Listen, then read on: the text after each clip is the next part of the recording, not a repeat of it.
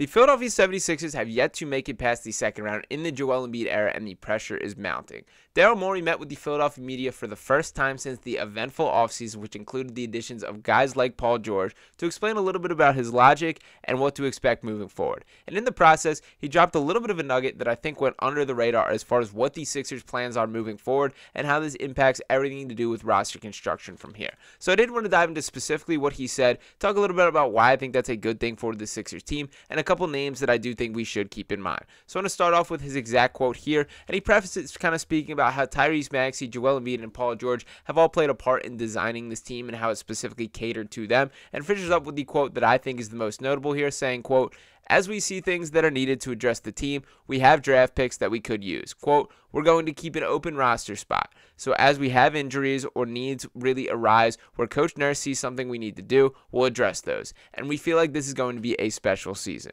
And I don't want it to get lost in the process that one of the reasons throughout this offseason, I was very clear-cut in my opinion that Paul George was option A for this Sixers team. While a lot of that did have to do that I think Paul George is a pretty seamless basketball fit next to Joel Embiid and Tyrese Maxey. You can see what he brings to the table on the court with his 22.6 points per game, shooting 41.3% from three, 45.7% from the corner. A guy who at times can still be a very high-level defender when he is locked in, although he's not what he once was. But beyond just the on-court basketball characteristics, they did not have to dig into their chest of assets whatsoever to add this guy. It was simply you wrote out the check, and Paul George took that to the bank there, and now he suits up for our Sixers. So now that we know that there is that trio with Joel Embiid, with Paul George, and with Tyrese Maxey here, and we've seen what each of them can bring on the floor, but it's about filling in the gaps beyond them. Now, to touch a little bit about the depth chart overall, it's already a fairly complete team for the Sixers team. And to pull it up precisely here, and we'll go a little bigger with that,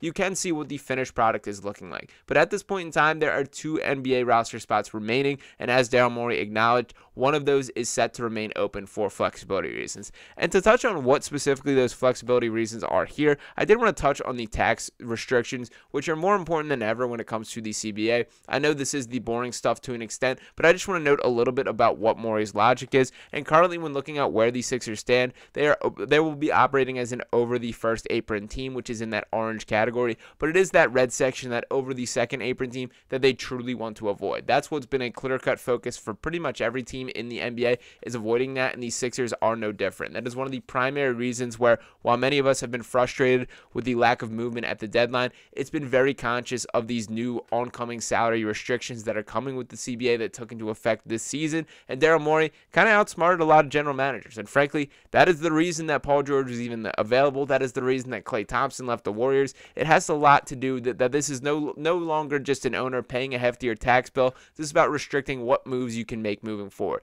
Things like moving your draft pick to the end of the first round, or things like not being able to take back more in a trade than you send out from a money standpoint, or not being able to aggregate salaries or sign guys on the buyout market, stuff that really prevents you from building a competent roster or improves when those opportunities arise. And that's why flexibility has very clearly been a focus of Daryl Morey and why he's leading with this type of quote here. Now, the largest concern that we still hear with the Sixers team, and I think is very valid, is of course the rebounding issue. And Daryl Morey is not numb to that whatsoever. In fact, he joined sports radio WIP and he said, quote, "One of our big issues, and probably will be our biggest bugaboo, we need a shore up all season, and it's why we have the draft picks and all other things to address, is rebounding. I do think rebounding will still be something that we need to continue to focus and work on." And I do think that is absolutely correct there. We're going to see how things shake out, but even when looking at the current depth chart and how this team is looking, there is not a true power forward on roster. That even with Caleb Martin and KJ Martin,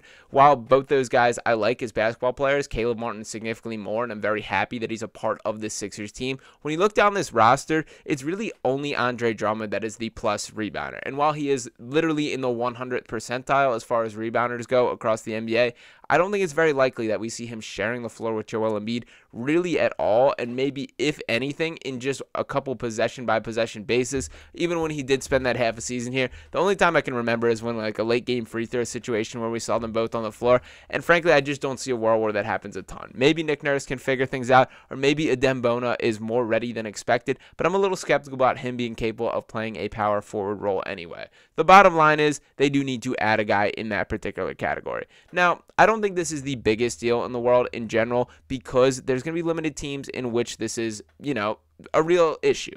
That, yes, we've seen the Sixers team struggle on the rebounding battle, but I think a guy like Paul George is still a step forward as a rebounder than a guy like Tobias Harris. A guy like Caleb Martin will compete a little bit. Kelly Oubre could use a little bit of a step forward in that category there. But the bottom line is, I'm still in favor of going for the overall basketball talent than having to go for the fit. And as they transition in this year, just as Daryl Morey acknowledged, that they will have these draft picks and pieces to trade. That was another primary reason why the KJ Martin signing came. That balloon deal that we've talked so heavily about, that can be attached to draft picks and bring in a guy in that type of price point. That is something that I fully expect to happen. And I don't think there's anything wrong with taking a step back, evaluating what type of player this team really needs. Like, maybe it is a high-level rebounding guard that they need to bring in to pair with Tyrese Maxey. Or maybe it is a guy to, make Maxey the true point guard, shift him to a number one, and a guy that can help in that area. There could be other needs that end up being surprising to this team, even though I do think all signs will point back to him being,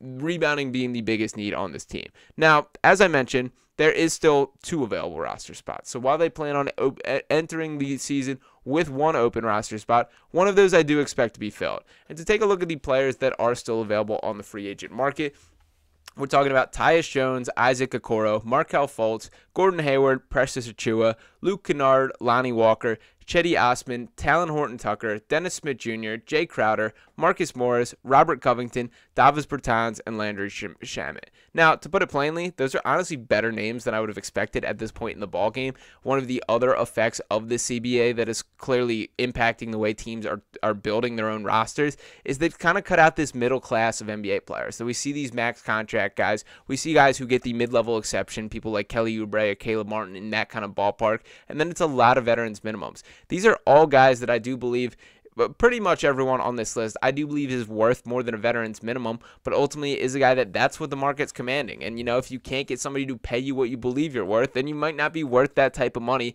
and that's kind of the unfortunate reality in the modern ecosystem of the NBA. But I do think these Sixers will be expressing interest in a number of these guys. And we've talked a lot about the rebounding issues. I know Marcus Morris is a guy who I wouldn't mind seeing back, but isn't a dude that I would consider a super high-level rebounder. I'm hoping to have a chance to talk to him a little bit next week and have a little bit more clarity on that, but we'll see how that shakes out. Robert Covington's another guy that I would be really open to bring back on the Sixers team, but ultimately health is the huge asterisk next to that one. When you look down the list, Precious Achiuwa I would love on the Sixers team, and that would certainly be a nice feather in the cap for the revenge tour for this season after him playing minutes on the New York Knicks and, of course, the Miami Heat as well. But I think likely he's going to end up with a little bit more than a minimum.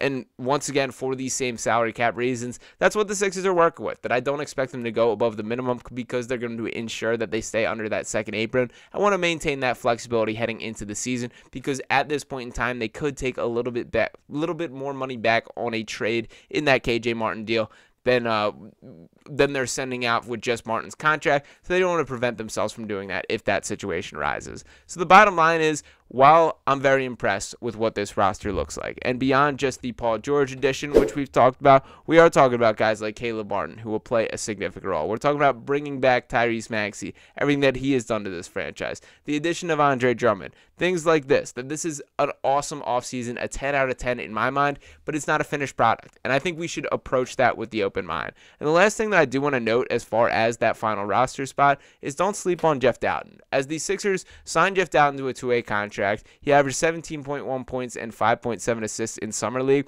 He's very clearly a guy that the organization thinks very highly of. He looked the part of a true NBA guard in Summer League. Thought he carried himself with a guy with a little more veteran savvy than just about everyone on the floor, which is what you expect for a guy who's been around in the way that he has. And for what it's worth, last season, the Sixers adapted a similar plan. That they went into that second half of the season, once everything was settled with the trade deadline, with the James Harden trade, that finally being finished, bringing in Buddy Hield, all the other moves that they did make. They ultimately went into that second half of the season with that spare roster spot, and it resulted in Jeff Dowtin's contract being upgraded from a 2-way deal to a standard NBA contract.